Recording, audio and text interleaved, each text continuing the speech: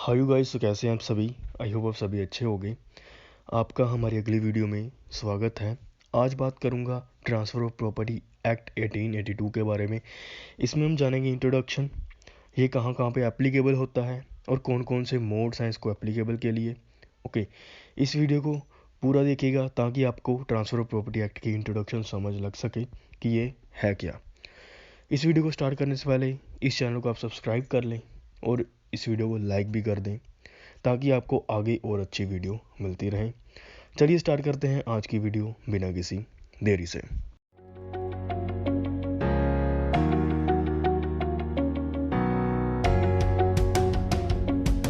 सबसे पहले मैं आपको बता दूं ट्रांसफ़र ऑफ प्रॉपर्टी एक्ट है क्या। जो ट्रांसफ़र ऑफ प्रॉपर्टी एक्ट है, ओके, ये ट्रांसफ़र के साथ डील करता है प्रॉपर्टीज़ की। ओके, ट्रांसफ़र ऑफ प्रॉपर्टी कैसे की जा सकती है ये मैं आपको आगे बताऊंगा। पहले आप ये समझिए कि इसका नाम है ट्रांसफ़र ऑफ प्रॉपर्टी एक्ट 1882 में। ये 1 जुलाई 1882 को इन्फोर्समेंट में आया था। इसकी इन्फोर्समेंट हुई थी 1 जुलाई 1882 को। ओके, और ये जो है ये पूरे जो होगा इंडिया में लगेगा, लेकिन कुछ ऐसी स्टेट्स हैं जहाँ पे ये एप्लीकेबल नहीं होता, उसकी भी हम बात करेंगे। ओके, इसमें आ जाता है applicability of transfer of property act. कहाँ कहाँ पे ट्रांसफ़र ऑफ प्रॉपर्टी एक्ट लगता है, इसको हम 3 भागों में बांट देंगे। Applicability on the basis of subject matter, applicability on the basis of territory, applicability on the basis of custom and religion. Okay, सबसे पहले बात करते हैं applicability on the basis of subject matter, कि ऐसे कौन से सब्जेक्ट हैं, ऐसे कौन सा विषय है, ऐसे कौन से जो होंगे मोड्स होंगे, ये कैसे अप्लाई होगा उन पे। सीधी शब्दों में बता दूं कि इसको ट्रांसफ़र ऑफ प्रॉपर्टी एक्ट कैसे की जाती है, ये इसमें बात करेंगे। कैसे की जाती है, कोई सेल कर देगा, अगर किसी ने सेल कर दी वो भी ट्रांसफ़र ऑफ प्रॉपर्टी है। मॉर्टगेज कर दी, बंधक बना दी प्रॉपर्टी को, वो भी एक ट्रांसफ़र ऑफ प्रॉपर्टी है। लीज पे दे दी, उसमें भी ट्रांसफ़र ऑफ प्रॉपर्टी आ जाता है। गिफ्ट कर दी किसी को, एक्सचेंज कर ली प्रॉपर्टी, या फिर उसका चार्ज दे दिया उसको दूसरे पर्सन को, वो भी ट्रांसफ़र ऑफ प्रॉपर्टी एक्ट में ही आ जाएगा। ये होते कैसे जो है ट्रांसफ़र ऑफ प्रॉपर्टी एक्ट की जाती है। आगे बात करते हैं applicability on the basis of territory. Territory किन किन शहरों पे, किन किन डिस्ट्रिक्ट्स पे, किन किन स्टेट्स पे ये एप्लीकेबल होगा।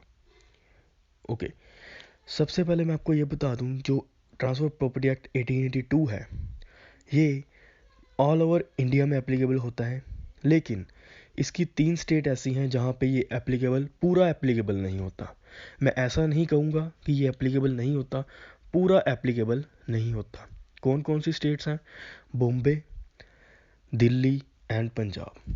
ये ऐसी 3 स्टेट हैं कि इनमें जो ट्रांसफ़र ऑफ प्रॉपर्टी एक्ट है पूरा एप्लीकेबल नहीं होगा, लेकिन इसकी कुछ प्रोविज़न्स जो होंगी वो ट्रांसफ़र ऑफ प्रॉपर्टी एक्ट की एप्लीकेबल होंगी। किन पे, इन 3 स्टेट्स पे। ओके, वो कब होंगी, वो तब होंगी जब सरकार जो है अपनी ऑफिशियल गैजेट्स में ये छापेगी कि ये प्रोविज़न जो होगी ये एप्लीकेबल होगी इन तीनों पे भी। और जब स्टेट को ज़रूरत लगे कि इनके एप्लीकेबल करने की ज़रूरत है यहाँ पे, तो वो कर सकती है। लेकिन फ़िलहाल जो है ये 3 स्टेट्स पे ट्रांसफ़र प्रॉपर्टी एक्ट पूरा एप्लीकेबल नहीं होता, लेकिन इनमें कुछ प्रोविज़न्स हैं जो एप्लीकेबल होती हैं, वो हम आगे जो वीडियोस आएंगी उसमें डिस्कस करेंगे।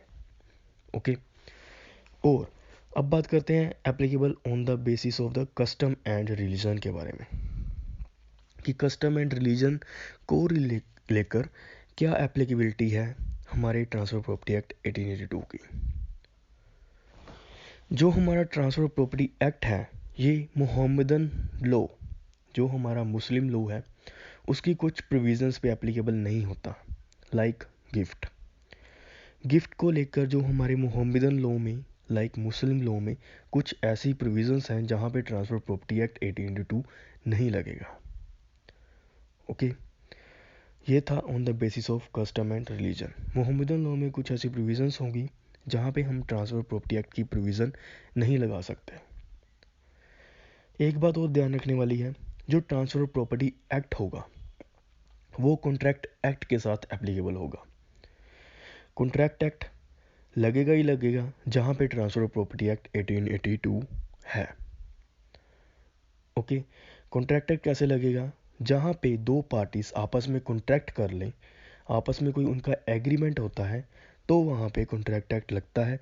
और ट्रांसफ़र ऑफ प्रॉपर्टी एक्ट जो है वो एक ट्रांसफ़र प्रॉपर्टी एक्ट में अगर कोई ट्रांसफ़र होगी वो एग्रीमेंट के बेसिस पे होगी, और इसीलिए जो है ट्रांसफ़र ऑफ प्रॉपर्टी एक्ट में कॉन्ट्रैक्ट एक्ट भी साथ में एप्लीकेबल होगा। ओके फ्रेंड्स, अब बात करते हैं क्या जो है ट्रांसफ़र प्रॉपर्टी एक्ट में ट्रांसफ़र नहीं हो सकता। क्या क्या चीज़ें हैं? इंटर स्टेट ट्रांसफ़र, जो इंटर स्टेट सक्सेशन जो है वो यहाँ पे नहीं आती। ओके, आगे पार्टीशन, पार्टीशन जो होगी वो ट्रांसफ़र प्रॉपर्टी एक्ट में कवर नहीं होगी। आगे बात करते हैं जो ट्रांसफ़र ऑपरेशन बाय लॉ हुई होगी वहाँ पे ट्रांसफ़र प्रॉपर्टी एक्ट की एप्लीकेबिलिटी नहीं होगी। और टेस्टामेंट्री सक्सेशन पे भी एप्लीकेबिलिटी नहीं होगी। अगर आपने हिंदू लॉ पढ़ा है, ओके, वहाँ पे आपको जो है सक्सेशन पढ़ाई गई थी कि हमारे जो इंसेस्टर्स हैं हमें उनसे जो प्रॉपर्टी मिलेगी, ओके, वो ट्रांसफ़र ऑफ प्रॉपर्टी एक्ट में कवर नहीं होगी। Okay friends, so I hope आपको ये हमारी इंट्रोडक्शन ट्रांसफ़र प्रॉपर्टी एक्ट 1882 की समझ लग गई होगी। अगर आपको इससे रिलेटेड कोई भी डाउट है आप हमें पूछ सकते हो कमेंट बॉक्स में कमेंट करके, और आप बेयर एक्ट भी परचेज़ कर सकते हो। हमारी वेबसाइट का लिंक नीचे डिस्क्रिप्शन बॉक्स में है, आप वहाँ पे जाकर बेयर एक्ट में जाइएगा, वहाँ पे आपको बेयर एक्ट सारे मिल जाएंगे। ओके, इस चैनल को सब्सक्राइब कर लीजिएगा, इस वीडियो को अपने फ्रेंड के साथ शेयर करिएगा ताकि उनको भी ट्रांसफ़र प्रॉपर्टी एक्ट जो है वो क्या है इसके बारे में पता चल सके। Thank you so much guys for watching. Subscribe for more videos.